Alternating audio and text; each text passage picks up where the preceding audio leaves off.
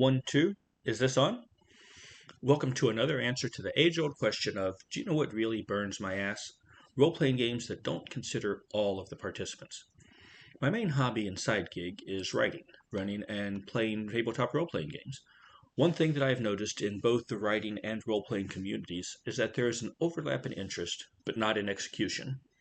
A lot of people say that role-playing is like writing. You write a character's personality and backstory and prepare that character to interact with other people's creations, be they characters, setting, or situation. Role-playing is, at its core, a group writing exercise, but there's a tiny bit more to it than that.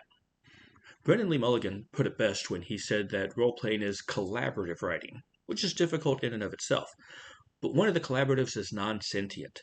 The dice don't have an agenda. They don't want the spotlight. They don't necessarily want the story to progress.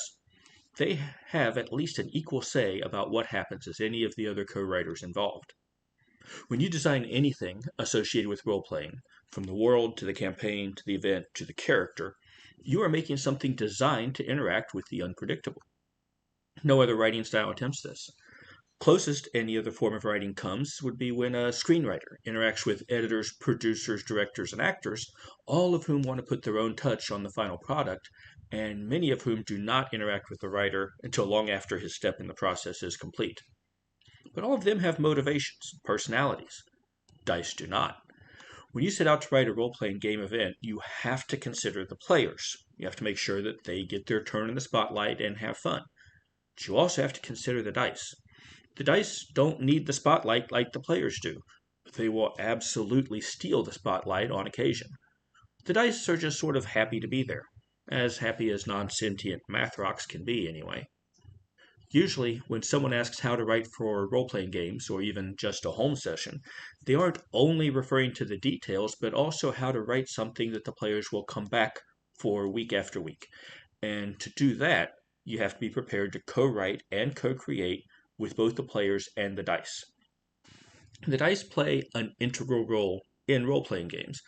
The dice decide what the characters learn, how well the characters perform, sometimes even where the characters can go. Do they get the information locked in the safe? Do they find out what the doorman knows? Do they crack the code in the hidden message? A lot of people, including some game designers, think that the dice are just there for combat. This isn't true. They are necessary for combat, and I'll discuss that in depth another time, but the dice decide a lot of things over the course of gameplay. The key when writing a role-playing event is to allow the dice to contribute, but not let them disrupt. If the party absolutely needs to know that Carnog the Magnificent has been hiring out-of-work half-orcs all over town, there are 3 easy ways to do this. One, you can have the party roll their investigate skill and just hope they do well enough to learn it. But especially in a timed scenario, what you do if the dice betray the players? Second, you can have the party find out no matter what they roll. You can set the difficulty so low that they can't fail, or just not ask them to roll at all. This can lead the players into feeling railroaded. It can cause the players to feel like they are watching the story, not really participating in it.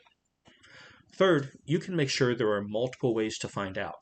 They can roll persuasion in the tavern, investigate down by the docks, maybe perception will lead them to ask specific questions of specific people. Have them roll just so often that mathematically they are bound to figure this out. This gives them the illusion that the rolls matter. It also allows different characters with different specialties to be backup. Genevieve didn't find out, but Clarion did. This helps Clarion's player feel important and engages Genevieve's player as well.